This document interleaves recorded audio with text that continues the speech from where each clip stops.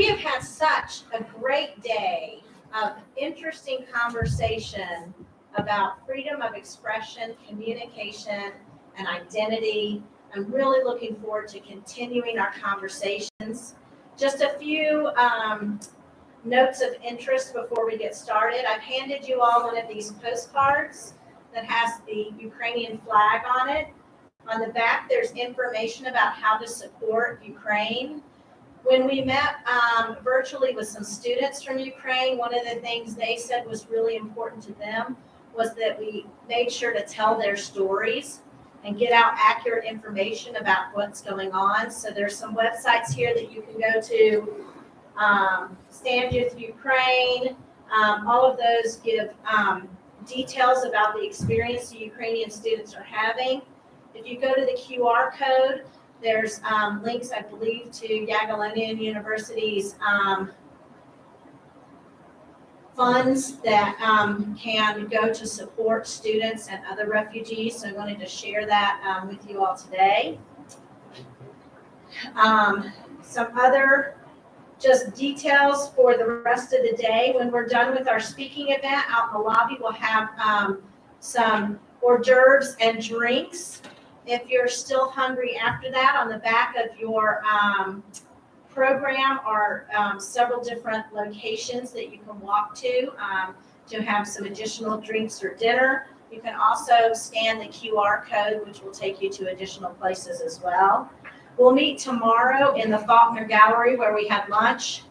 We'll have breakfast there, and then we'll start our sessions again in Joiner East. Any questions about the schedule? Anything we're doing for the next 12 hours, 18 hours? Okay, I'm going to go ahead and get started with our program. I know a few people are still yet to arrive, but there's some confusion in the hallway. Yeah, with the fans and the chairs, but I think we'll be all right. So I'm really excited. When Wladek and I first started planning this conference, I went online and knew exactly who I wanted to invite to be our plenary speaker tonight. Walt Wolfram is the William C. Friday Distinguished University Professor at North Carolina State University, where he also directs the Language and Life Project. He has pioneered research on social and ethnic dialects since the 1960s and published more than 20 books and over 300 articles. I talked with Brittany Thompson, who's one of our faculty members today, and she says she shows some of his work in class all the time, particularly the work about the Ocracoke dialects. So I encourage you to go online and check those out too. Over the last 2 decades, Dr. Wolfram and his students have conducted more than 4,000 sociolinguistic interviews with residents of North Carolina and beyond, primarily under the funding from the National Science Foundation. In addition to his research interests, Professor Wolfram is particularly interested in the application of sociolinguistic information to the public, including the production of television documentaries, the construction of museum exhibits, and the development of an innovative formal and informal materials related to language diversity for different institutions. He's received numerous awards, including the North Carolina Award, the highest award given to a citizen of North Carolina, the Caldwell Humanities Laureate from the North Carolina Humanities Council, the Holiday Medal at North Carolina State, the Board of Governors Award for Excellence in Public Service, and then Linguistics, Language, and the Public Award from the Linguistic Society of America. He has been inducted into the prestigious American Academy of Arts and Sciences and served as president of the Linguistic Society of America, the American Dialect Society, and the Southeastern Conference on Linguistics. Based on the wonderful conversations we've started in our earlier sessions, I think we're going to have some spirited conversation, and I really look forward to hearing from Dr. Wolfram. Thank you.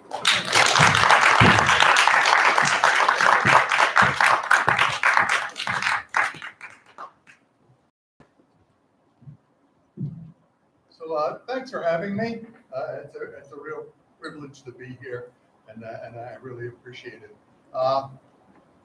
Let me sort of put what I'm going to talk about up front, and that is we're going to talk about how you actually celebrate diversity. Diversity is sort of a touchstone of the university and public interest at this point, but how do we actually engage people? And I'm going to give 3 case studies, one of a national origin, one of a local origin in North Carolina, and then one of an institutional origin in our universities. Because as it turns out, I would make this claim that our universities are not only complicit with discrimination and linguistic inequality, but are active agents in its reproduction. So that's a claim that I make. But let me start with a sort of little background.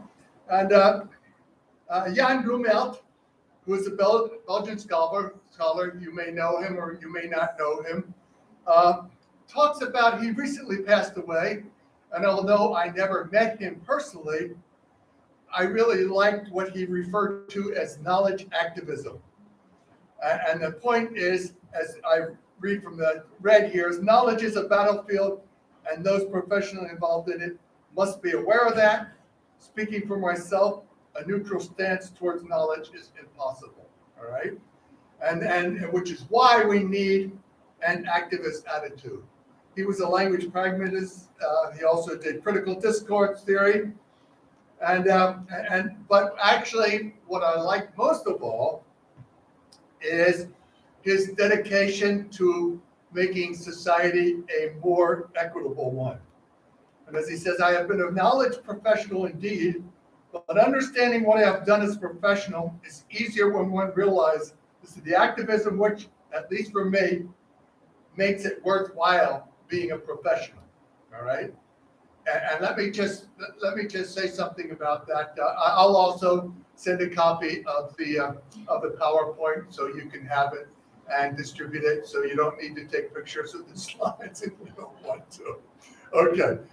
So it's kind of interesting because let me sort of tell you about a little bit about myself. I'm a sociolinguist who, by appearance, has been around a long time. I'm 81 years old, all right, and I don't plan to retire, all right? Yeah. I actually plan to die at the podium. What do you call the newspaper? Just cynically kidding. Actually, I went to a university, a Christian university, in which the president of the university collapsed and died while he was preaching at the podium. So he was called right in his service, but I won't do that. Okay, but here's the point. Why am I still active?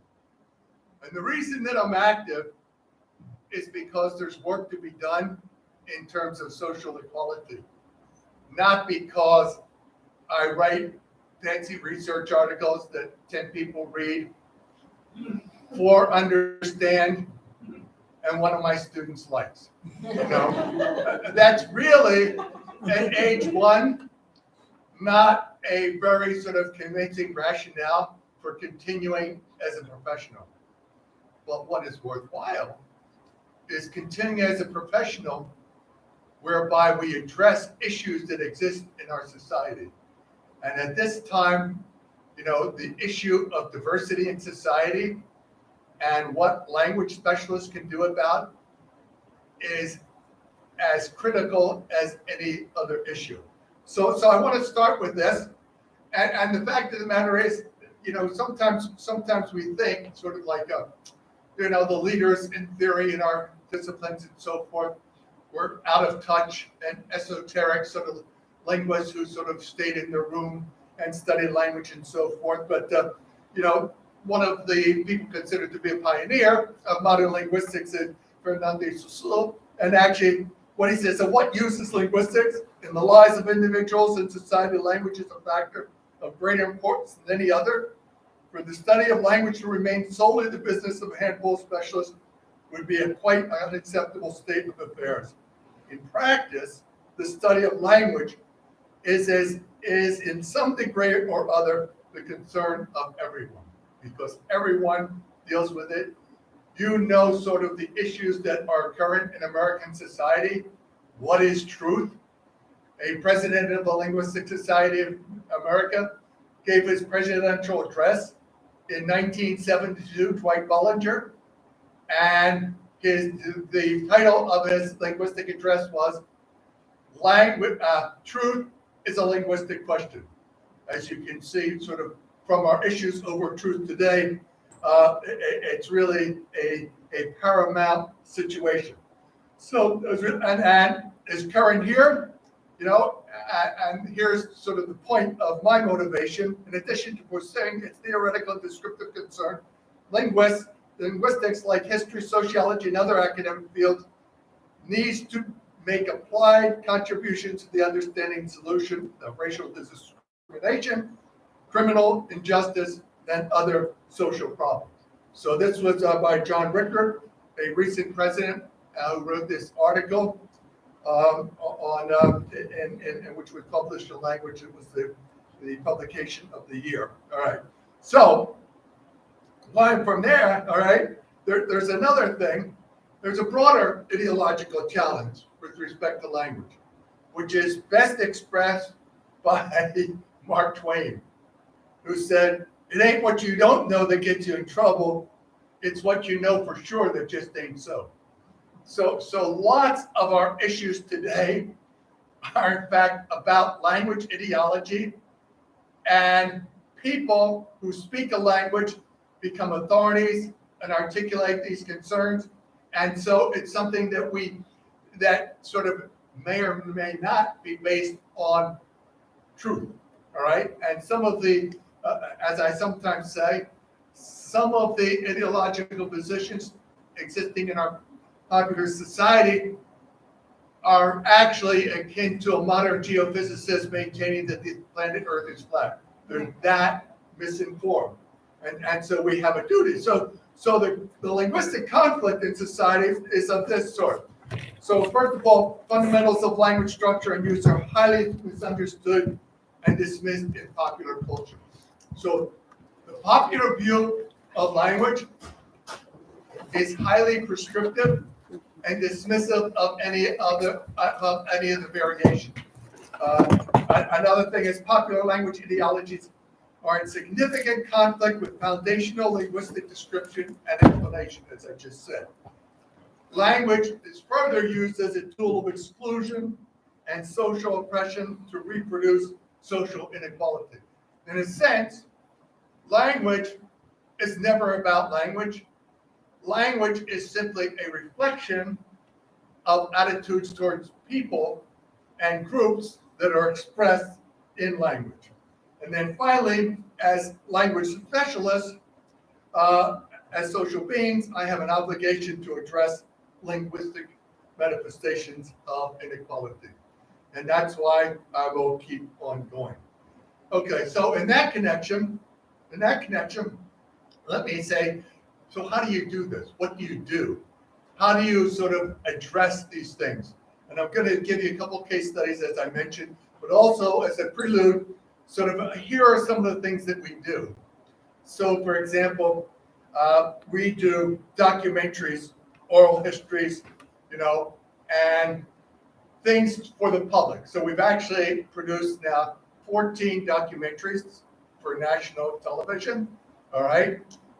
No other linguistic group has produced any national productions. All right. I happen to have 2 full-time videographers. All they do is produce videographies. One is on hard money paid for by the university. We're the only linguistics department in the country that has a full-time videographer, and another is paid for by grants and funds. All right. So, and we've won 3 Emmys for our documentaries, and I'll talk a little about more as we go on. We also have exhibits. So, for example, if you went to the island of Ocracoke here, and I'll talk a little more about Ocracoke in a bit, you'll find an exhibit on language in what they call their dialect room that has been there since 1995. All right. We tried to, and let me tell you sort of how this was done. I was teaching an undergraduate course in modern English. All right, I was talking about our research on Ocracoke, and a couple students came up to me and said, "We're really not that interested in language." I said, "What are you interested in?" She said, "Well, we're interested in documentaries."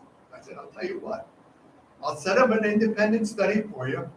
I'll take it to Ocracoke. You can do a little documentary and we'll see where it goes." Where it went was into the museum, has been there for almost 30 years, plays on a loop all day long, and I find more old friends and drive more people crazy in the museum itself that have to listen to this all day long. All right? How much did it cost me? Oh, I sent them to Ocracoke. We borrowed cameras. We borrowed at that point everything was analog. We borrowed editing rooms from the Department of Communication. We didn't have them in our department. So it cost me about $1,000. All right. So one of the points I'm trying to make here, these things can be done. Lots of kids have lots of expertise in our classrooms and can do these sorts of things. We have to be entrepreneurial in that respect. We also do trade books, popular articles. So we have a popular book on Ocracoke that if you go down to the Preservation Society or in stores down there, you can buy. All right. About 5 years ago, we published a book called Talkin' Tar Heel. It's for people in North Carolina who are interested in language and don't know much about language except that it's interesting. North Carolina is an interesting place. Here's what's different about that book. It was the first book in linguistics and the first book published by the University of North Carolina Press that actually incorporated 130 QRs. All right. So an old guy had QRs put in there, all right, so that people could not simply read about language, they could see what was happening in language. And that to this day, I do workshop for high school teachers all over the state. All right. One of the things they do, I'm doing 2 this summer for about 50 people each time. They get that book, they do exercises, and they pass it on to their students. All right. So we need to be able to write for popular audiences. You know, actually, we just got an award for a book that we published. You know, and it's very technical. It's the most significant study ever done of African American language, where we followed 67 kids for 20 years. All right. It's a significant work and probably the most important work that I've ever done in my life. We just got a royalty check with the authors for $200. That's how many people don't read the book. But Talking Tar Heel sells thousands of copies to people who are just, and furthermore, it's the only book of mine my wife has ever read. Because that's what she's an avid reader. You know, that's what she just loves to sit down and read stuff. All right. And so what I wanted to do was, and she's the person that I want to write for, that needs to hear, she doesn't need to hear this because she hears me talk about it all the time. But anyhow, this is the sort of person that we're trying to communicate with. So we also have a curriculum that we set up. In grade 8, about 13 or 14 years of age, 12 to 14, in 8th grade, students in social studies study the history of North Carolina. All right. So when we looked at the text they were using, we saw text that had nothing about language. Yet language diversity in North Carolina, it was one of the most interesting aspects of its history. So we developed a curriculum that any student that's it's approved by the Department of Public Instruction, any social studies teacher can use that curriculum. I'll tell you a little about the effects of that as we go along too. Because one of the things that is sorely lacking in American education, we study languages, we study English, but we don't learn about dialect diversity. We don't learn about language diversity. So this is one of the areas. We also have a robust media and social outlet. So for example, here's our YouTube channel, which has over 53,000 subscribers. And in the years it's been up, has had over 18,600,000 views, all right? So this is the way that our documentaries continue to live, that any teacher can use in a course. All of our documentaries, except for the recent one, which has to show on television before on our YouTube channel. But this is the mechanism that people use today. You know, we have pages on Facebook, Twitter, and so forth, and do all of those things as well. And then the last thing that I'll talk about is sort of institutional programs. As I said before, institutions of higher education are primary agents of the reproduction of inequality in language in our universities. So universities are not only, as I said before, compliant, they're leaders in this, and we need to change that. Okay, so for example, here's every year we have exhibits at the state fair, which draw over a million people. We have a booth, we interact. My students in my class, about 35 of them, are required to spend some sessions at the state fair, all right? And what they need to do there is they need to interact with the public. We give it out over 7,000 buttons. The students, as a service learning project for my class, they're required to spend 4 hours there because it has to be staffed all day from 10 o'clock until 10 o'clock at night. We give out buttons. Does anybody have any take on what the most popular button is? Exactly, right. All right. So why is Bless Your Heart so interesting? It's like a slam, really. Right, because if they know it, when you bless your heart. Oh, bless your heart, what a dork you are. Yeah, exactly. For those of you who are native speakers of Southern English, you're well aware of the fact that it can be used. It can be used as a genuine compliment, for example, as a grandparent to a young child. But it can also be used as a kind of slanderous comment while maintaining sort of Southern politeness. All right.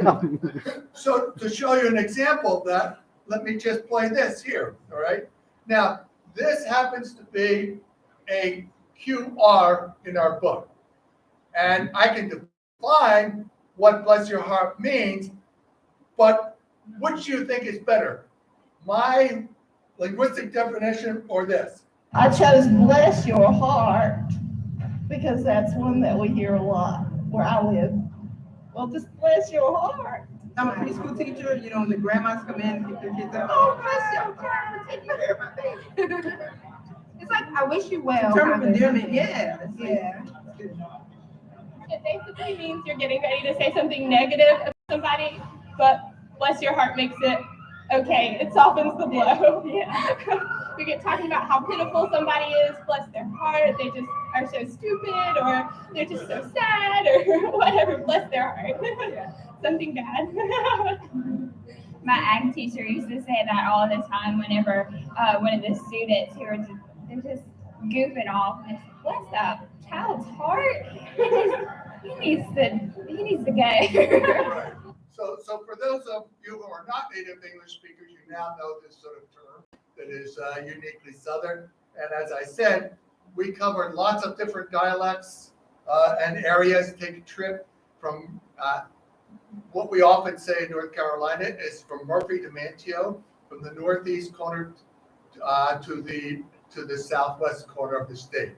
So, and one of the things that we see, for example, in these contexts is when you actually present people, you get all the paralinguistic stuff. You get the arms waving and so forth. So for example, at one point, we have a woman in her 90s who was relatively well known, and she was talking about Northerners, okay?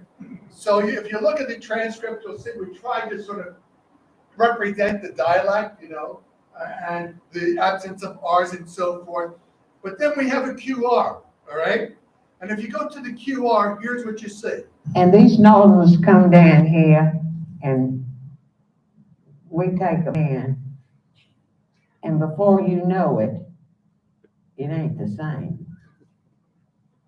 It's really not. They don't think and act like we do. Well, they sure don't talk like us. They have a sharpness to their speech, don't you think so? Most Southerners and all, I mean, I feel like we have kind of a soft melody. Of course, why shouldn't I think it? I don't know any difference. So you see, sort of speech is used as a referent to how Northerners are viewed. All right, they're viewed as rude, they're viewed as direct, and not courteous and so forth. And so her view of language represents that. But also when you see that with her mannerisms and her way of speaking, I mean, she, for those of you who know Charlotte, she was born where Discovery Place is in Charlotte now. One of the questions about Charlotte is everybody is from someplace else. So people say, well, what's the real Charlottean like? Well, this is what a 90-year-old Charlottean is like. Okay, so this sort of gets us into this thing. So my first case is we're in the process of doing a 5 episodes on talking Black in America. In America today, African American English is the most controversial English. They've had everything from sort of, national controversies, the Great Ebonics controversy of 1996 and so forth. And so we decided that we had done all of these documentaries. I tried to convince African Americans to take the lead in this, but I couldn't get anyone. And so I said, I'll tell you what we do. I'll be the executive producer, set up an advisory committee, and we'll do these films. So we actually have, the first one is Talking Black in America. It's simply an hour that covers it. The second one is Signing Black in America.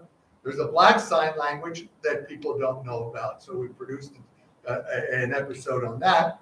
The third one coming out, which we just submitted to PBS, which is the National Broadcasting System, which will come out probably this fall sometime, is called Talking Black in America Roots. Where does it come from? And I'll show you a little segment in a little bit about our trip to Ghana, where we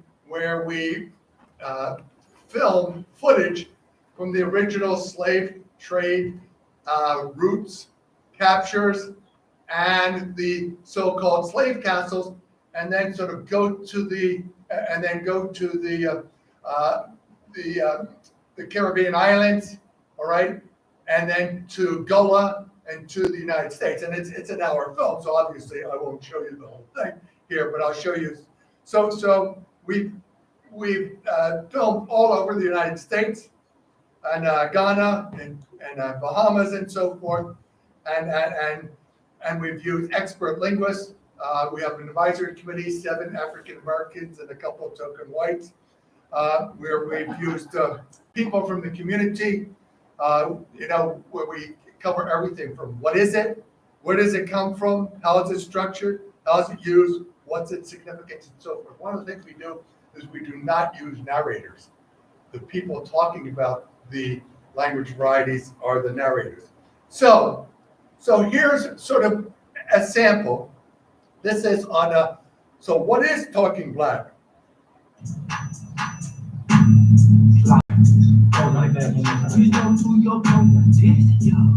What defines Talking Black?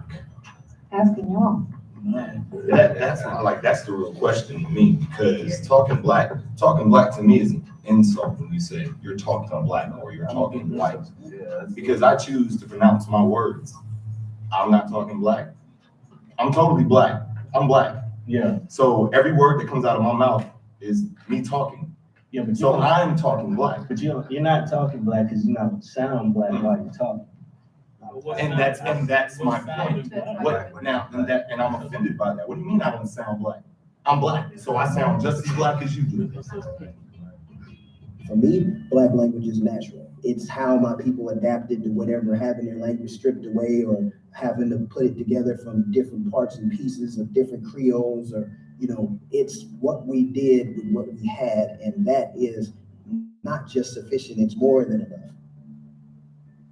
So that gets, actually, you'll notice we didn't really answer the question, but we let people from the community talk about their differences, because it's really kind of it's lots of things as we go on to explain. So that's just a little segment, and then further, one of the things we talk about in this is sort of everything from sort of this whole issue of speech itself to different genres. So Black services, church services, and so forth, which are very, very different in their orientation. So to just show you how that works, look at this.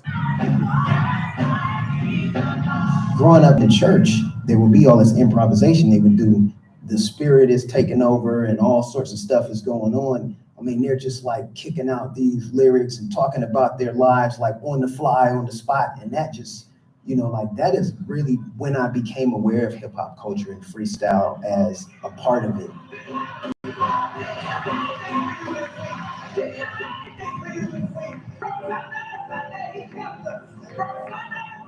You spend time looking at everybody else, you need to look in the mirror at first, because the things that I want to do, I do not do. The things that I don't want to do, in terms of engaging the heart, the preacher has to be very nimble and understanding where all of the people are. It's important to speak vernacular, especially to get a point across or to utilize humor. And then also sometimes to be formal, to draw in those who come out of a more academic tradition or a more European tradition. And then there are others that want to see that moment of improvisation where the spirit takes over and you fly from the page and something unique is created in the process of communication. that's what people expect in service. They expect communication to take place in church in the language of the people, whether that's northern urban, whether that's southern rural, whether that's low country, Geechee, Gullah. Being able to communicate in the language of the hearers in a way that they understand and the way that they feel that they are part of that congregation becomes crucial. One of the things, the differences between African speech and European speech is European speech, like tonight on the news, talking heads.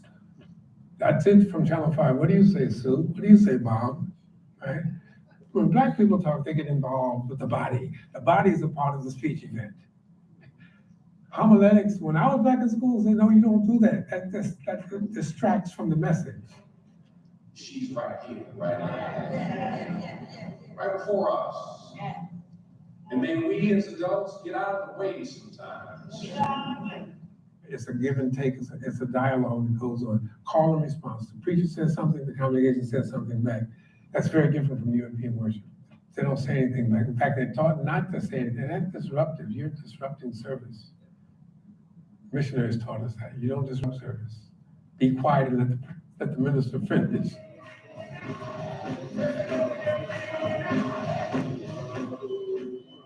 So this actually is filmed from the church that Barack Obama went to when he was in Chicago. And for those of you who really have an idea of history, Jeremiah Wright was the minister who had to retire over the controversy. I found him one of the most exquisite and eloquent people about African American. As a matter of fact, in their library are books on African American English. And at one point, I had a quote from famous linguist, Black linguist, John Rickford. And I said, what do you think of this quote? And I didn't tell him who it was. And I read the quote. He said, oh, that's John Rickford. He knew a lot about African American language, you know. So what we see here, and actually on our film that we just completed on the roots, we show very similar kinds of activities, call and response, with women who are weaving, you know, with people who are making scarves and stuff. You see the same kind of activity. And also notice there weren't very many white people in that church. Sunday morning is the most segregated time of the week, right? That's the way it works. But one of the things that is really interesting is sort of, so what skills have African Americans contribute to American English and the world? The fact of the matter is now that spoken word, rap, and so forth are used by all languages. You know, K-pop is totally Korean. As a matter of fact, K-pop is one of the reasons why kids want to study Korean now. So actually, it's a motivation for kids to study Korean. They weren't interested in before K-pop became so popular. And so one of the things that, you know, you can take any language and find people using these language skills from African American speech. And so I just want to sort of, in that context, I want to just play you this, which is shows that scene. And I want you to listen to what the commentator says. That's 2 Chainz. Call your girl, she hit me back like you rang. I'm the hottest thing you say. Mental institutions asking me as you say. Basic dude, you tripping. Lace your shoes, think again, deja vu. Play with me, you play to lose. Call your homies, it be the bravest fools. I mean, take the clues.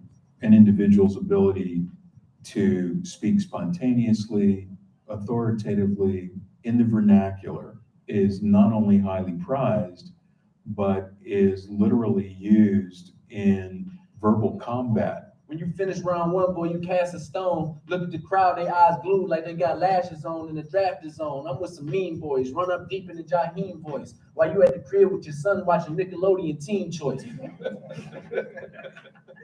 You often throw a lot of negative shots at each other, and they're not necessarily genuine. Your mama joke, you know, your cousin, you know, there's no boundaries, you know. I've heard all the type of jokes, all the type of like direct blazes. So somebody might call it blazing. It didn't have to be like, you know, I hate you. It's just, we just battle with words, you know. It's as much about the language itself and the connections that are being made as it is about like how the language, like how it's being delivered. Aiming that barrel, you rolling the flame, torching the game. Victor and Hurricane, then I'll appear again. As much slang as we use in hip hop, there are probably more people that would have been English majors or writers in hip hop than there is in any other genre. Just the usage of words like metaphors, similes, double entendres, triple entendres. You might not even have a high school diploma and you know how to use these things. When you're in a situation where people don't own property, unemployment is high, you don't really have anything, but talk is plentiful. It's very natural that you end up in a situation where there becomes a hierarchy based on how adept you are with using language. Okay, so you see sort of, I noticed words sort of like how these are creative. Imagine me trying to get into a war of words with one of these. I would be considered totally impotent in terms of my language use. I couldn't do it, you know. So we talk about these kids, you know, who have trouble articulating in terms of academic discourse.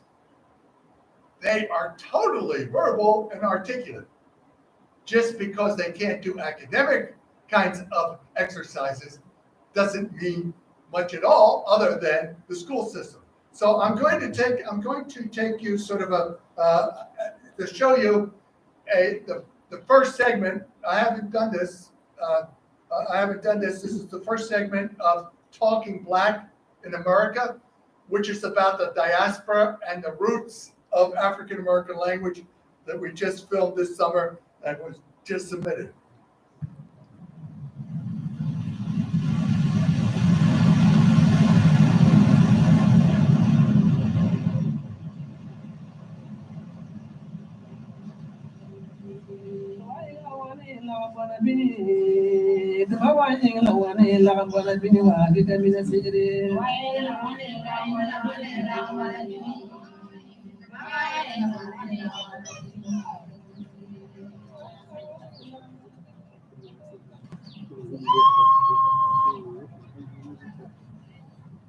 Born to earth and of the earth, we grew like infant corn among the low-cost clan.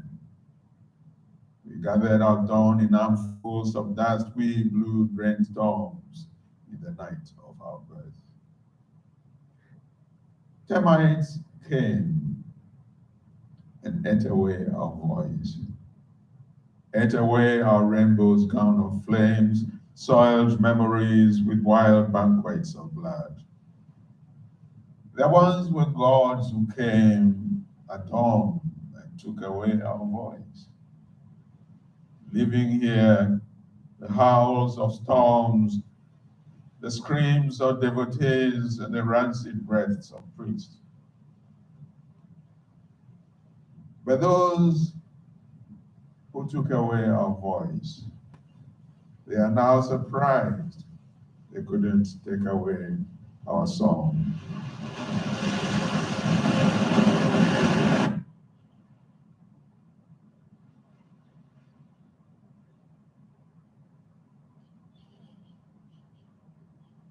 It's a deep history, an amazing one. It's not a happy story like Cinderella loses the shoe and gets the other one back and all that. This is a painful one. And it's not a story where we're dealing with fables. We're dealing with human beings themselves. So it's a story that has to be told, but we have to tell it gently and carefully.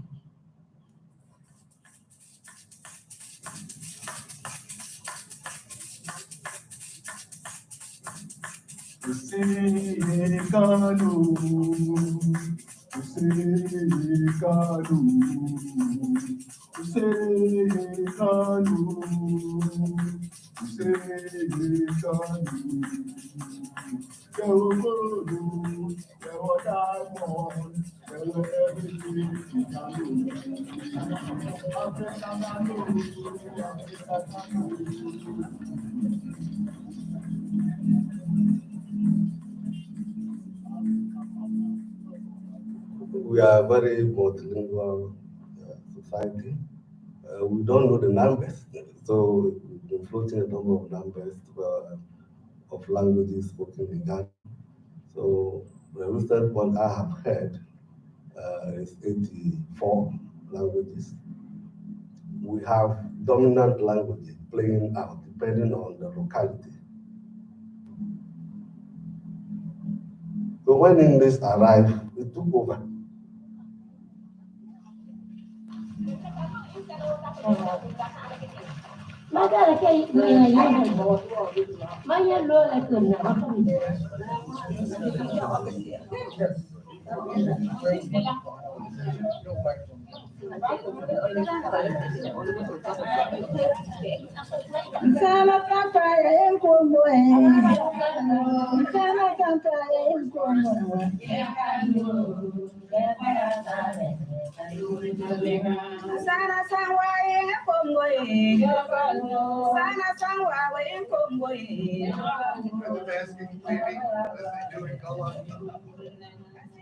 In today's times, we have a legacy of strength and resilience, but the collective trauma that many of our communities have experienced has not really been something that people have looked to try and heal.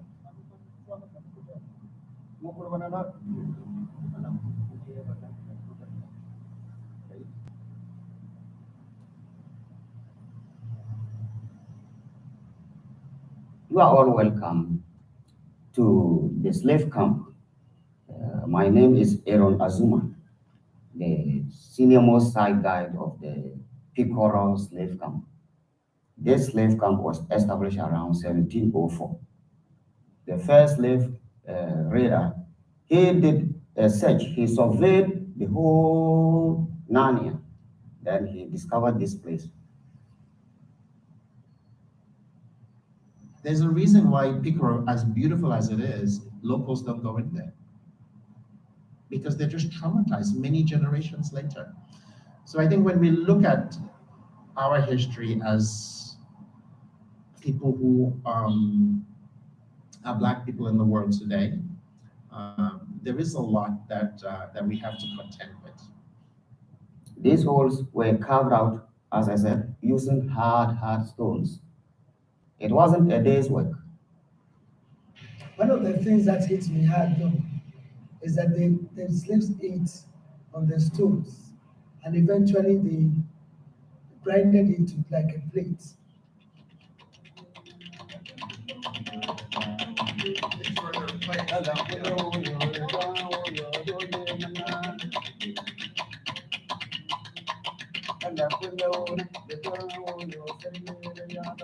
The Europeans never went as far as people, but they were quite ingenious in creating this market and the structure that allowed for a whole industry of slave catchers and people to go and burn communities down and bring people to sell. You have to imagine someone who was captured from, say, Burkina Faso, brought into Ghana, into Picoro slave camp, tied to a tree, if you were belligerent, tied to a stone under the scorching hot sun.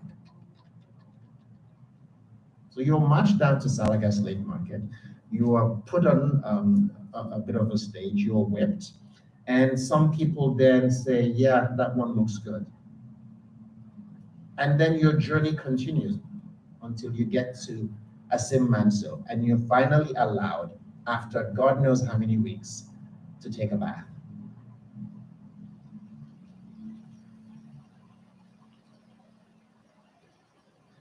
We have arrived here at the last bath, or the center where they were sold for the final time before they were moved to the Cape Coast Castle. The whole perimeter was used as the auctioning center back in the days.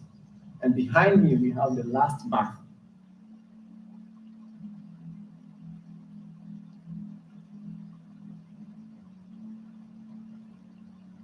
St. Mass was a river.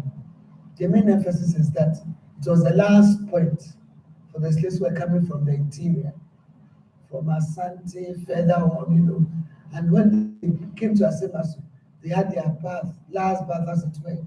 And then, of course, they were sent to the slave markets. And then you finally are now taken to where you think is your final destination, this gigantic, imposing stone structure that is either Cape Coast or Elmina or one of the castles along the coast.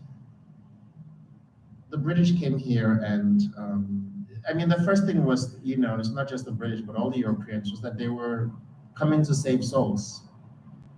They were bringing Christ, they were bringing church. And it's very interesting that at any place where there's a slave dungeon, there's probably a chapel upstairs. And saying that they were going to save our souls, but at the same time, they were selling us downstairs, and there were priests who were blessing these slave ships.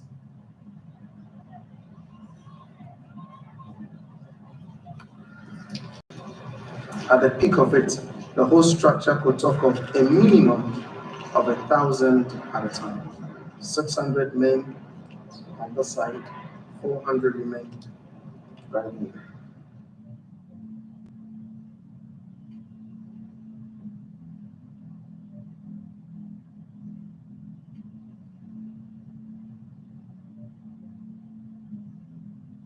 Not long before this time, we had the souls they wanted to save. And then a few years later, we lost it. How did we lose it? We're still working on that one. Very, very powerful interests were involved in the slave trade. The Church of England had plantations in the Caribbean.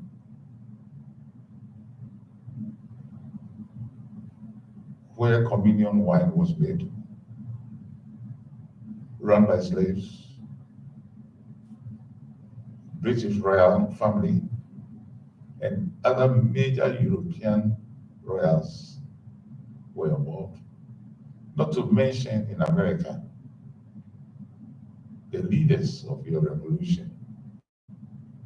Many of them, Washington, Jefferson, you all know, had a hand in the slave trade. So that sort of is an indication. This is just the first 8 or 9 minutes. What is interesting about this, you'll notice that no American linguists are on it. It's all people who are language specialists from Ghana who tell their story. I don't think that's ever been done in a documentary.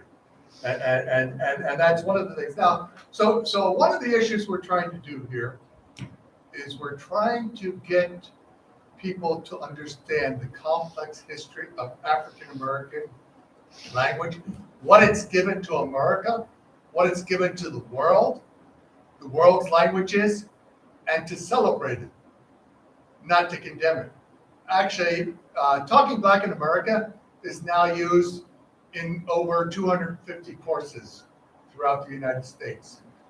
It will be used for the next, based on documentaries that I worked on in the 80s, it will be used for the next 25 to 30 years to educate people about the history of African American language.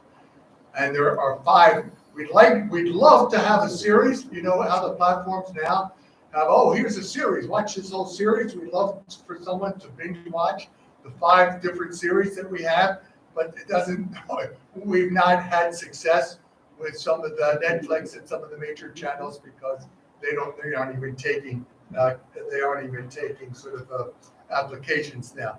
But another situation that is relevant nationally is dying indigenous American languages, all right? And so one of our films that won an Emmy was First Language Race to Save Cherokee. In the western part of the state, there are about, right now, down to between 200 and 225 remaining native speakers of Cherokee, all right, who were left behind or who hid during the Trail of Tears in the 1830s. And so we were doing a language project out there, and they had just started an immersion school in which the kids from birth onward through 7th grade could attend and be instructed in Cherokee to try to revive the language. Okay, so they're doing that there, which is a big issue. How successful will it be? It's hard to tell. But when we went and we're doing a research project, we said, what can we do for you? That's one of the things we always ask when we go into community. Okay, we want some data. What would you like us to do that will help your community? And so after we met with them for a couple of days, they said, we would like you to do a documentary on our immersion programs. So this is just sort of the, and one of the things they wanted to do is they wanted enough Cherokee so that people would understand the Cherokee was being used.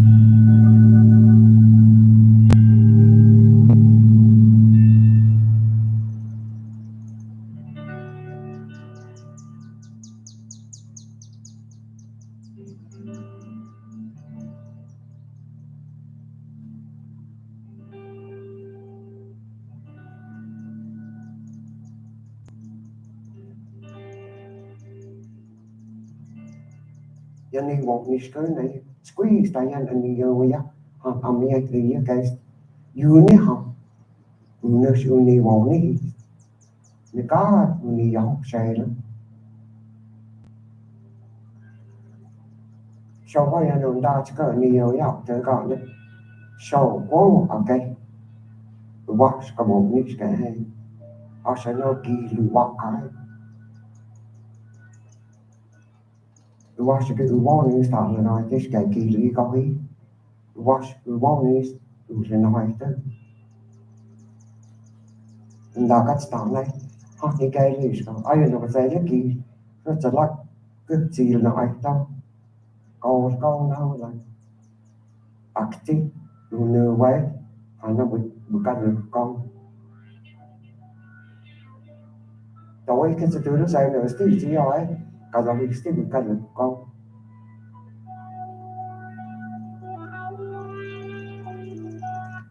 Okay, so that's just sort of the introduction. I wanted to show you one segment here because it reflects sort of what's happening, and it's a beautiful segment. I also wanted to show you that segment because my parents were German immigrants, and there are only 2 things that I now do in German. And that is I swear in German, you know, so things are scheiße and so forth. And also I talk to our dog in German. And so the fact that they talked to their dog in German was very meaningful to me. But I want you to show the effect that it's having here. Within the language are values and traditions and history and ways of life. That's what speaking Cherokee is about. And so without that, we lose all of that. We don't just lose something that's very difficult or that's something that, oh, our elderly people speak Cherokee.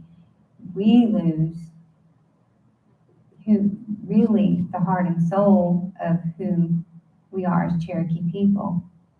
This is what is so critical and so important to our identity and our future as a people, is to continue on making the same sound that was given to us by the Creator, our language.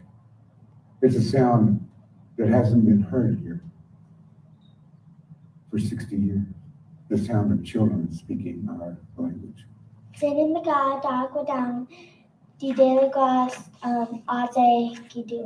If we go some places and we start see our friends or something, we usually go up and speak Cherokee sometimes. And then when you look around, people are just like, wow.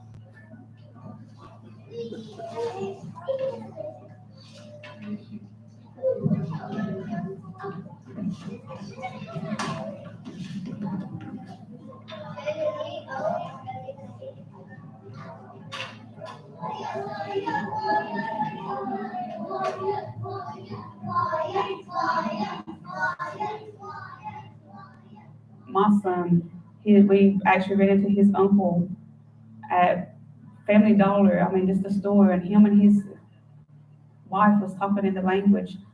They were talking about a goose, but they were referring to it as a duck, and it was on the top shelf, and the uncle was sitting there calling it a kawanu, and here Young was, he was probably about 3 or 4 at the time, and he's like, "Hadi, shasha," and the uncle turned around and he looked back at his wife, he looked back at Young, he's like, "Do you speak Cherokee?" But he was talking to him in Cherokee this whole time, and he's like, "Uh-huh," and his wife standing back, and her eyes teared up, and my eyes teared up, and it's my son could have a conversation with 2 of our oldest fluent speakers and know what they're talking about and respond in the language. And seeing not only him, but other kids speaking our native language, it just touches my heart. I like Cherokee because it's very rare, and a lot of people think that it's just a language, but if you're Cherokee, it's like your home. This total immersion. So you see the sort of significance, and actually, as I said, my parents were immigrants from Germany, and they didn't know English when they came, so they came in their 20s. When my mother died in her mid-80s, she was a very religious woman. She was a Christian, and she asked to have the Bible read to her. She didn't want it in English because German was the language of her heart. And that was over 50 years after she left Germany. So the significance of this. Now, I want to spend a little time talking about a local situation where we've been very active. Lots of these programs have been sort of for national and public audiences, and I'll talk about the significance of that. But one of the communities we work with in Ocracoke, which is a couple hours from here, depending on the ferry, all right, and it goes back to the early 1700s. It's been there. There's a unique dialect of English spoken there. As a matter of fact, it's the only dialect of English that is not identified as American English, even by people in England. It's considered to come from the southwest of England, which was an artful area. They pronounced their R's after vowels, and so we started studying that and developed a kind of relationship with the community. So this is the background, all right. In terms of, there are only about 350 ancestral islanders whose peoples go back to the 1700s, and this distinct dialect. So when we started this relation in the early 90s, our research concerns were we wanted to understand how dialects were receding. How do dialects die? And it was clearly dying. We also wanted to challenge the endangerment canon. The endangerment canon is basically is interested in languages, not dialects. Unless it's a dialect that is challenged by another language. So for example, in Newfoundland, all right, French dialects are challenged by English, and so they're considered to be endangered, all right? So my point is, what about regular dialects challenged by, I can't say that the endangerment canon has sort of accepted my thesis, but that doesn't stop me. I don't sort of decide what I'm going to advocate based on sort of whether people believe it or not. As one guy said, because I would often go to endangerment conferences and talk why dialect should be included in the canon. And after I gave one talk, guy next to me said, "Well, that was really interesting. Do you think anybody believes you?" And I said, "No, but that doesn't make any difference." So we go, and also we've learned from Ocracoke sort of the study of performance speech, how they can put on their dialect when outsiders come in and want to hear it. And we also found a long-standing African American family that had come from Blunt's Creek, not too far from here, settled in Ocracoke in 1865, and we're the only African American family living there in isolation for 150 years. And so we were very interested in that. But we also came in and said, well, what can we do for the community? So here's what we do. First of all, for 30 years now, sorry for the zero at the end of awareness, and the misspelling, sorry about that. Okay, for 30 years, we've been teaching a curriculum to all of the 8th graders. So now, every 8th grader who is in their 40s has been one of our students and heard about their dialect. So we've developed this curriculum, taught it consistently every year. We missed last year, but the 8th graders last year didn't want to be excluded, and so they asked if we could teach 9th graders this year so that they would not be excluded from the dialect program, which of course we did. And we've also had a lot of public advocacy through media. So CNN has been down there doing stories, CBS has been doing stories, lots of media coverage there. And we also have personal friendships and so forth. So what has been the change? When we first went, people weren't sure of us. Some people weren't sure that we weren't there to make fun of their dialect, Oh, you're just a bunch of people who are educated and make fun of the way they speak. Now listen to sort of, this is from a class, all right? See what the kids say now. If you could speak another language, what language would it be? We developed a curriculum in which we teach the kids about their dialect heritage. Good looking guy. About the dialects of North Carolina. Would you say that the Brogue is a point of pride here in Ocracoke? I think so. Yeah. So we have kids who are now in their 30s.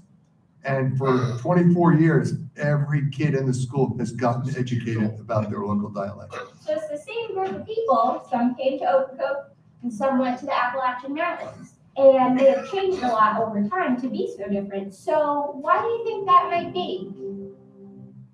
Okay, so that sort of just gives you a little indication. You can find lots of examples. We have over 90 vignettes on our YouTube channel. You can hear that for yourself. So actually, what's different 30 years later? There's a widespread awareness and celebration of dialect heritage.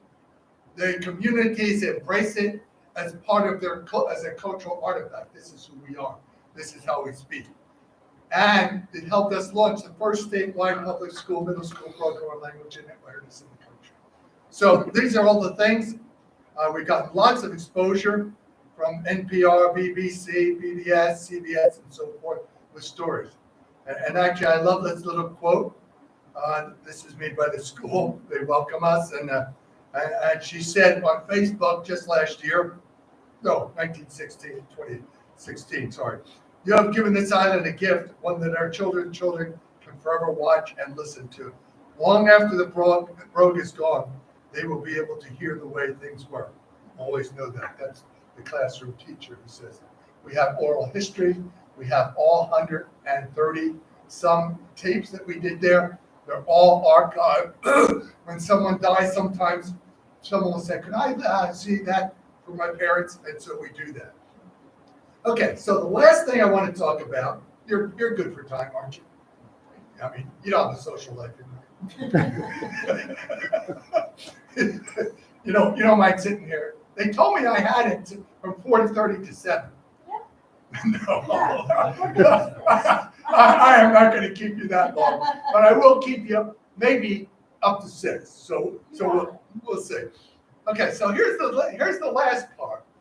So we've sort of looked at a local area that has transformed its view of language diversity based on a program that we taught in schools and our active involvement in their community with exhibits, with talks. Every summer we go and give a porch talk to visitors and so forth.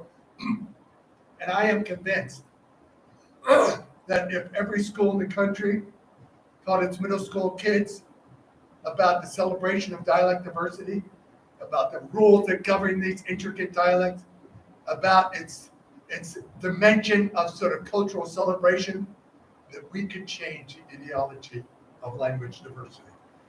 Unfortunately, it's still a long way. Okay, so the other thing that I said first was, part of the problem is that our institutions of higher learning are part of the problem, not part of the solution.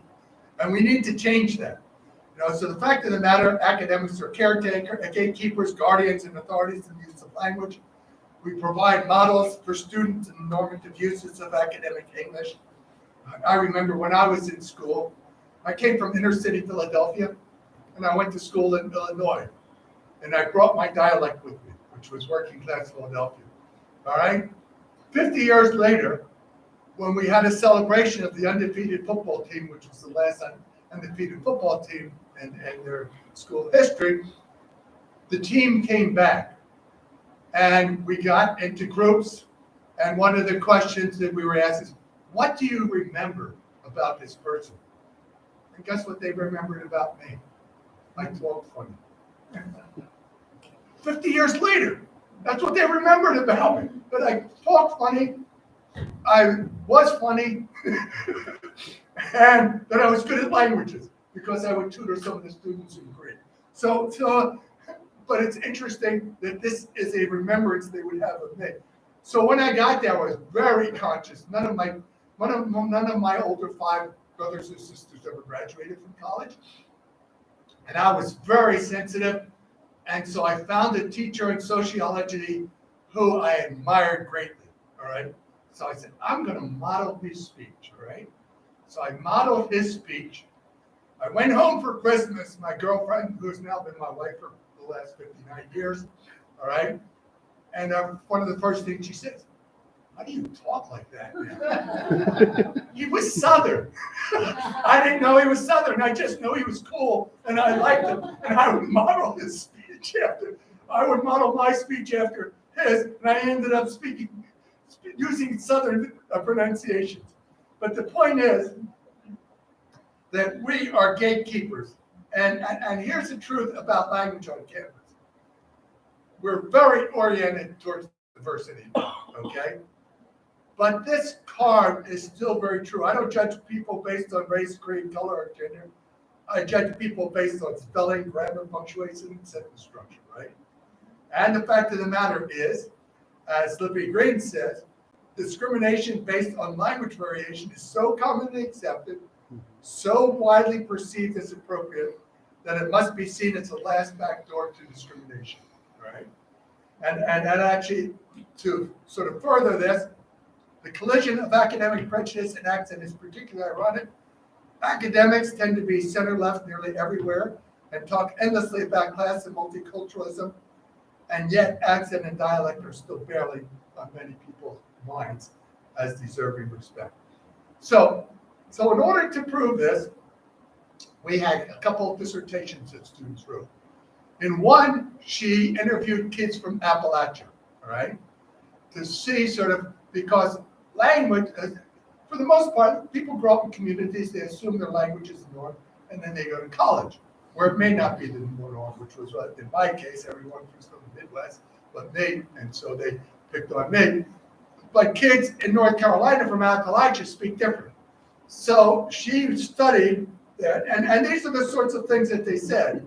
I don't really speak up too much in class and stuff like that unless I feel very comfortable, because I can hear them, people snickering or stuff like that when I talk. All right. And then a week before I gave the first lecture to the university, about 7 or 8 years ago, I was going home, and I was walking out the door, and I was eavesdropping these two, a young man and a young woman, having a conversation. I think they were flirting, but I don't know for sure because I'm not that good at detecting that. But then one person said to the other, Asians have weird accents. They use sounds that don't even exist. That person says, yeah, I know. And I'm thinking, what the hell is a sound that doesn't exist? What does that sound like? So I'm saying, and I was just in my office preparing a talk about linguistic diversity in our school. It actually goes deeper and more significant than this. So we have gotten a lot of sort of notoriety for our work on dialects, and there was a big article in the News and Observer about the changing dialects of Raleigh, which one of my colleagues is studying. And so I was standing on the corner waiting for the light to turn, and she said, Walt, I read the article in the newspaper, and that's not how older people from Raleigh talk. Not if they're educated. And I thought, like, dude, you just dismissed this woman who measured 10,000 vowels, and this was her conclusion. But look at the appropriated sort of expert status she claimed. Oh, she's a sociologist. She knows. Would I ever do that to her if she studied census data and said something about low-income housing or something? I would never feel like I had the right to do that. So she trivialized the data, and she applied a linguistic subordination ideology. This was a distinguished professor of sociology, all right? And one of the things we found in the study is this. First of all, course participation is effective, all right? Secondly, that vernacular dialect adds barriers in social academics. They need to prove their intelligence, overcome their stereotypes. As a matter of fact, my PhD advisor in linguistics told me that when I first came to school and talked to him, he wasn't sure I would make it because of the way I talked. And he was a linguist. He's supposed to be a descriptivist, all right? And the fact of the matter is, because college is the first experience where kids sort of are mixed with kids from different communities and different strata and so forth, it heightens their awareness of language stigmatization. Now, here's something that was really interesting, because I didn't expect it, but I should. In most universities, the most progressive and liberal departments are in the humanities and social sciences, right? That's been studied. People have established that, all right? When it comes to language, the kids' worst experiences have come from social studies and humanities, because they consider themselves the guardians and the caretakers of language, and therefore it's their job to beat out these non-standard English forms and to change it, which is, in a sense, an indication that, first of all, we can be quite selective in what we consider to be progressive, all right? And secondly, that just because you have focused on one area for being liberal and inclusive does not mean that other areas are not included for this. And so what we found was there were significant sort of barriers. And so we went to the director of diversity and explained and said we would like to start a program, all right?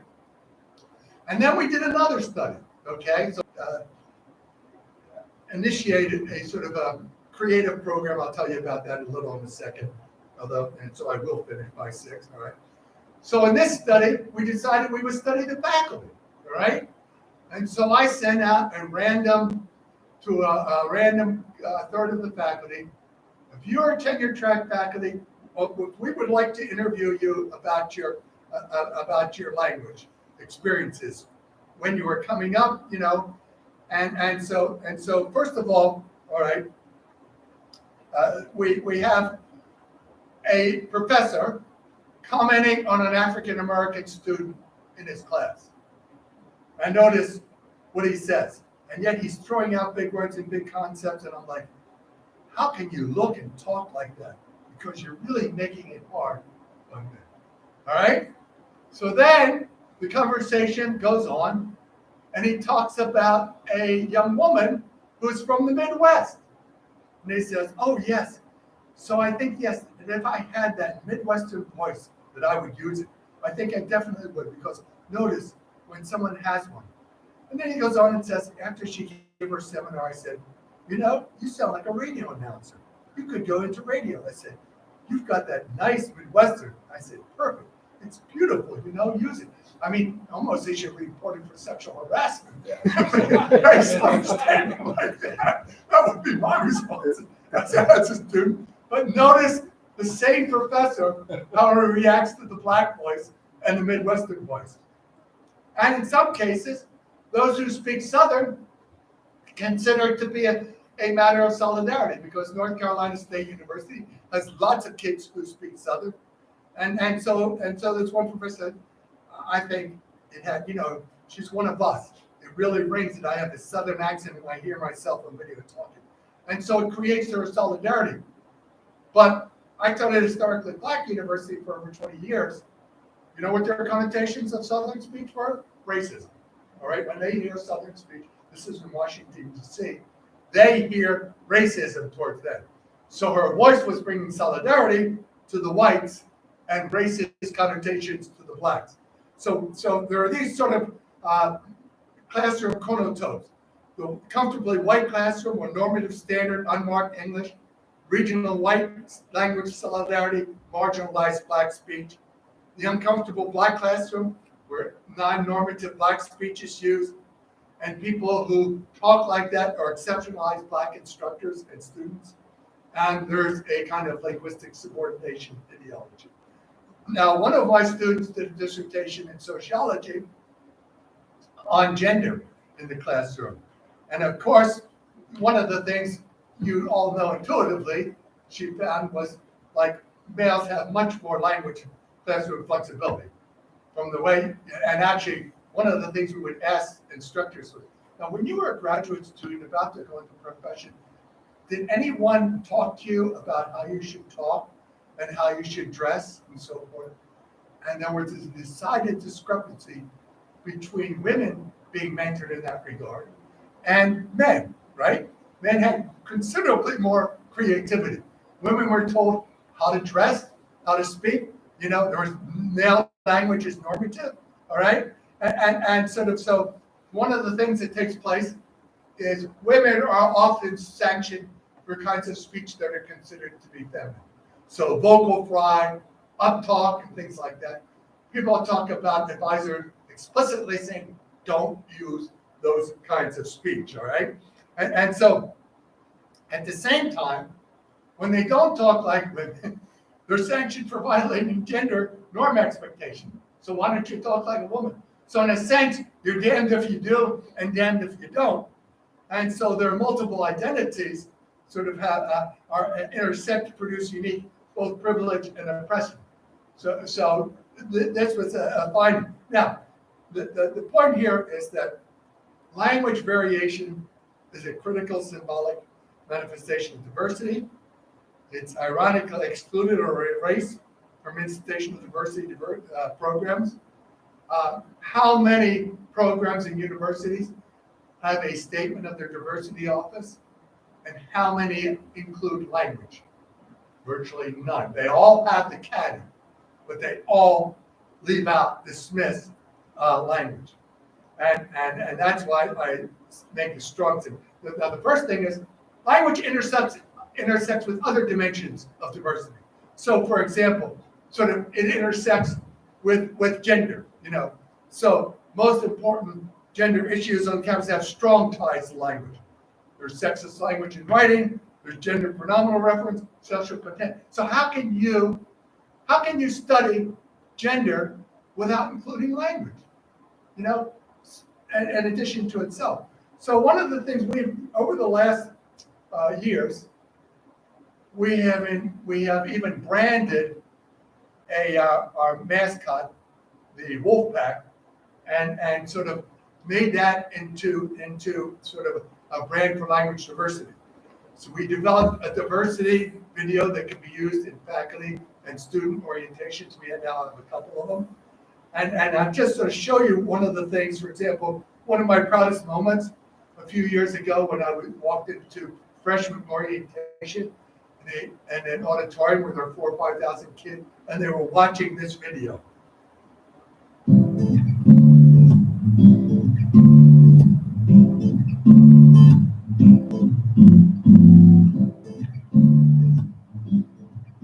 So the dialect of Warrington, it's a little different from here, huh? Right.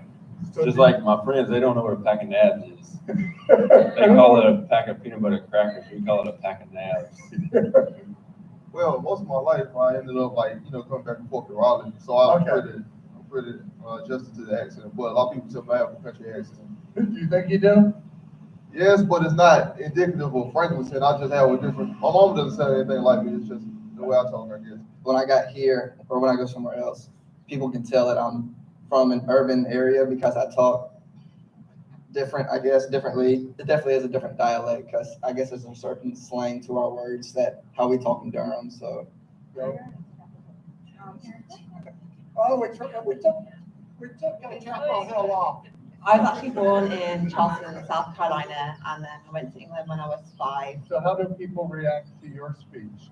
They don't understand why I don't sound like I'm from here, even though I'm technically from here and that kind of stuff. There's quite a good mix of different dialects, you know. But nobody who speaks the Okokoto. I don't believe I've run into anyone with some brogue yet. Hey, have a good evening. When I came down here, I thought most people with Southern accents, there was only one sort of common Southern accent, if you can say that. And now that I've been here, I realize, no, there's very different kinds of dialects that people speak with different twangs.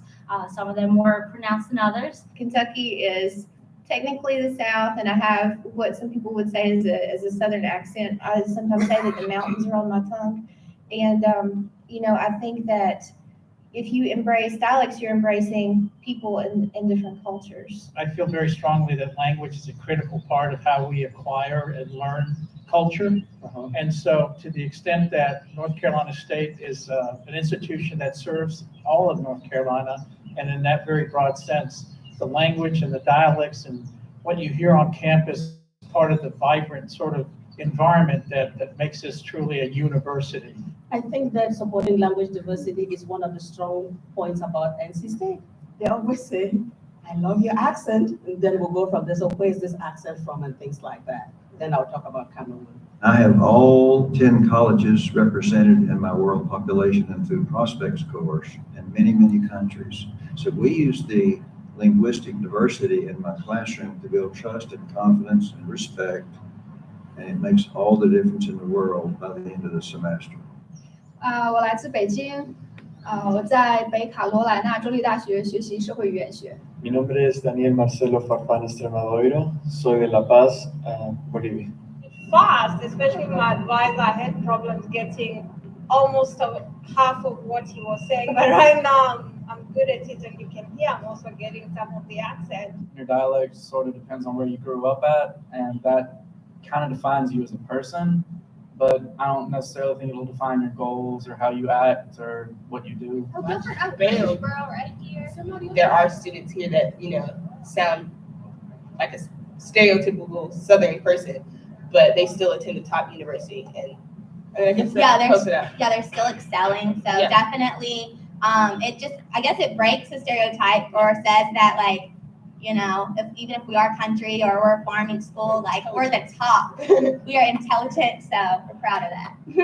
Born and raised in Hickory, North Carolina. Growing up, we were the only Chinese family around. I teach English 101 here, so I get to teach students, incoming first years, about language diversity and about dialects, and have them re-examine their own language prejudices. Language is a part of their natural life, so it's something that they can readily talk about and and embrace. The issues of language diversity are really complex. They're interwoven with other issues of race and sex and gender, and they make up one part of our identity. And it's really difficult to try to tease one out from the other. And so, since we have a general awareness that it's not right to discriminate against people based on sex, on race, on sexual orientation, these types of things, we're just trying to raise awareness that part of all these other identities is really tied up in the language that people use. And when we do discriminate against people based on their language, we're also discriminating in them based on their sex, their gender, their ethnicity, etc. We're proud that we have students from all 100 counties in the state, and we're equally proud that we have students from 53 different states and territories in America, and we have students from 119 different countries. So literally, you can walk across this campus and experience a myriad of dialects. Where else would you find this many people from so many different places in one little spot? Where finding the natives is hard. Yes, and it's very hard to find the natives.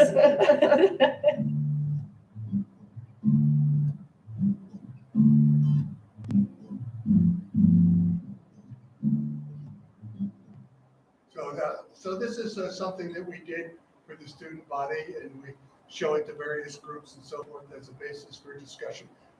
I shouldn't tell you this story, which means I will. So the chancellor who speaks on this, all right, talks about sort of how many, he has this sort of set speech, this many language. So I texted him, I said, hey, we need a statement from you on language diversity. He said, sure, Walt, we can do that. Come over to the office. And so we bring our camera crew over there. And he starts, and he says, then he goes into the numbers. We have so many people from countries and so many people from all of our counties. And he says, we are a virtual cesspool of diversity. and the group, we sort of look at each other, the camera person and me and the other person, and we sort of giggle, and he doesn't stop. He keeps going on to the end of his speech. All right. And then after it was done, we sort of awkwardly didn't know what to do. And he said, whoa, wait a second. I think we might have to redo that. And so you'll notice when he talked, we have a myriad of dialects. We don't have a cesspool of dialects. But I told him, Chancellor, I can blackmail you forever with that statement. But we did remove the statement, so now I just tell the story. So we have workshops, we have online material, we have exhibits, we have buttons, T-shirts, we have ambassadors, Linguistic Diversity Association. So the students themselves have sessions on everything from queer language, ethnic language, sort of all of these kinds of things that the students organize. And it's a part of the curriculum, and it is recognized. They get a little money, and we also even have it branded. So at NC State, our brand is Hal with an accent because we're the Wolf Pack, and we howl. And the fact of the matter is, trivial fact, different packs of wolves howl differently. All right, there are in fact wolf dialects. And at one point, I demonstrated them to but they never put it on film. I said, yeah, okay. So, but the point is that that actually all of this stuff aligns with diversity targets in our university now. So it enhances the quality of teaching and learning about diversity, enhancing diversity experience of students, faculty, staff, improve recruitment intent to the faculty, staff from underrepresented groups, creating inclusive environment where differences are respected and valued, and improve recruitment and retention of students from underrepresented groups, including linguistic. And so, to me, this is the great opportunity of professionalism to take what we know, because if we have knowledge, then it's worth sharing. And we want to share with the national community, we want to share with local communities, and we want to share with our institutional communities. And I think that is sort of the measure of sort of people who are responsible academicians and sort of professionals. So that's it. It's an opportunity. As language scholars who have specialized in extensive knowledge, we have a fundamental responsibility to democratize knowledge, and our knowledge is related to language. So thank you very much. I realize that I went longer than I often do, but that you didn't have a life and you were too polite to get up and walk out. All right. So I'm happy to answer any questions that you have about anything I said and didn't say. So feel free. Going long has been a theme of this conference so far, so we're perfectly used to that. Questions for Dr. Wolfram? Yeah. So I have a question about what you said about, I'm going to just use my word, kind of language privilege. As academics, I definitely think that we have that, and how we may talk about others, we talk in this privileged language house that we live in. And so you sort of talked about how, in a lot of ways we preserve hierarchy in academia. And I think you made some really good points. So let me give like a concrete example. I come from the School of Communication. Say you're evaluating students' writing. And you are evaluating on various candidates. How do you respond to that notion to balance your sensitivity of diversity awareness with language principles that by definition are hierarchical, and maybe even part of the course? How do you navigate that? How do you balance those tensions? Yeah, it is a tension, and actually, Lindsay could probably speak to that. She teaches first year writing, but one of the things you can do is, first of all, some of my students have statements in their syllabi that said you will not be penalized for using non-mainstream language. If you want help with it, I will help you with it, but you will not be penalized there. And then the other thing is to have sessions on diversity as a part of teaching these sorts of things, so that kids understand. So for example, our linguistic diversity ambassadors this year gave over 20 lectures in other freshman writing classes about linguistic diversity, and about how all language varieties have rules and patterns and so forth. So to get the kids to discuss this issue and to even get them to write about it.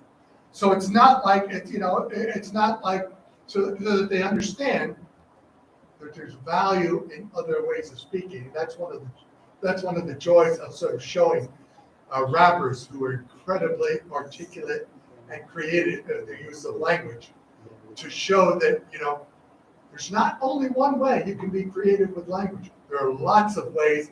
Let's appreciate all of those ways, including the peculiar way that academics have to express themselves. And it is peculiar, because I've gone to places where sort of I'll talk to an academic and I don't want to talk to them because they're so academic and all they want to do is drink and have a good time. By the same token, it is a genre, it is a recognized genre. People in academics have that, do it, and it's okay, as long as it's done as simply another genre to deal with. That's the point. Do you have anything to add to that, Lindsay? I don't know. Say it loud. Oh, sorry. Can you hear me? You can. Okay, sorry. Okay. I don't know if it's an equal or anything, but I usually have like a bottom of my rubric for like feedback requests. So I just have like grammar and punctuation counts because I think they're great. But I have like a line where they put how much feedback they want to, so they can circle like not names if that was something that was a lot of anxiety to them. They can circle just patterns. And tell them like, okay, perhaps like semicolons or something like that to write a symbols on the side. Or if they wanted patterns and examples around the patterns and choices examples on paper. Or if they wanted like more heavy copy thing and very see Like, from the action, and that works really well. And then below it was like a feedback request where you can tell me in general things they really want to feedback on other papers. And sometimes they would have like grammar or like punctuation or formatting and things like that. But for the most part, it was really things to do. Because my overall listening flow well, is it organized well, does it make sense? Am I even a good writer for things that were more to like emotional confidence building? I don't know if that's the looking like contact grading some dialogue.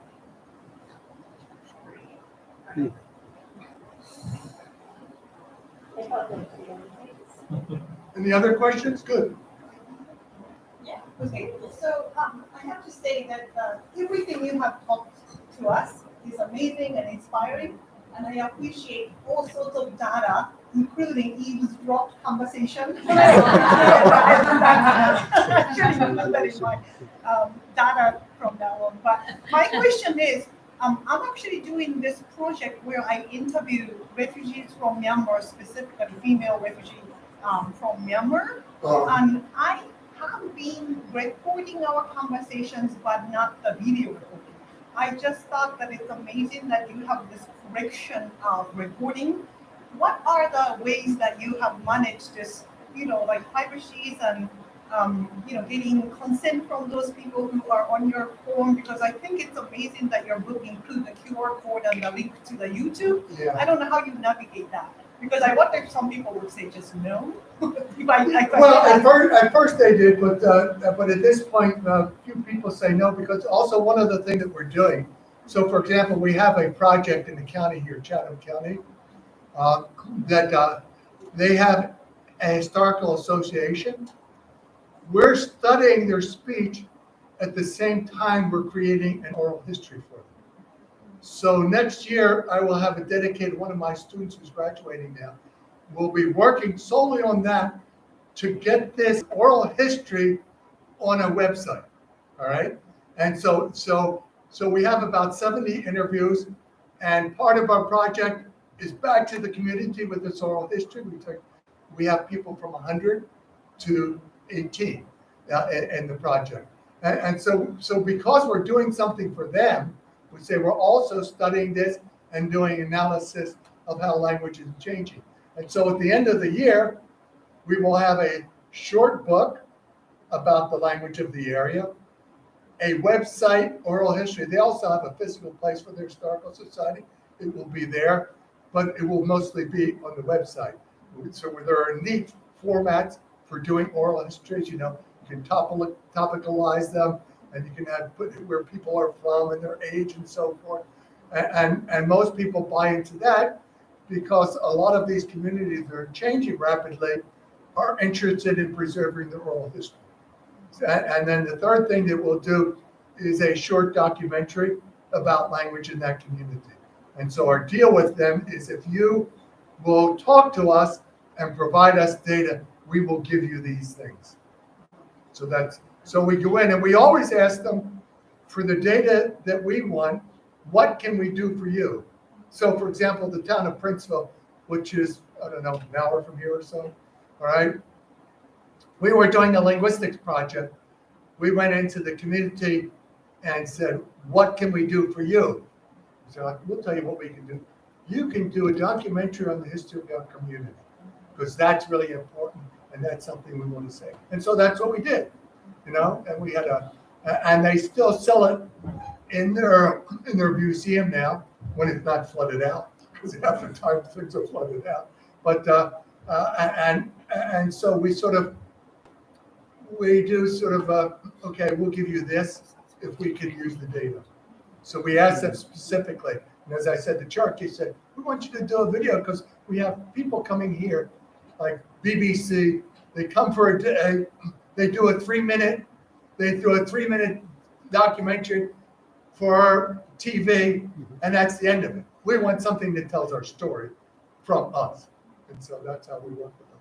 But at first it was more difficult because, as I said, the first place we started was Okriko, and some people thought we were just there to make fun, and I had no body of work, so I could say, here's a documentary we did for this community. Here's a book we wrote here. Now I can just sort of bring books and documentaries and stuff like that, and they say, oh yeah, we want something like that. But at first I had to convince them. And there were a few people who said, do not use my tape for your CD of oral history, because I think you're just here to make fun of us. So you sort of respect that. Yeah. Well, thank you again.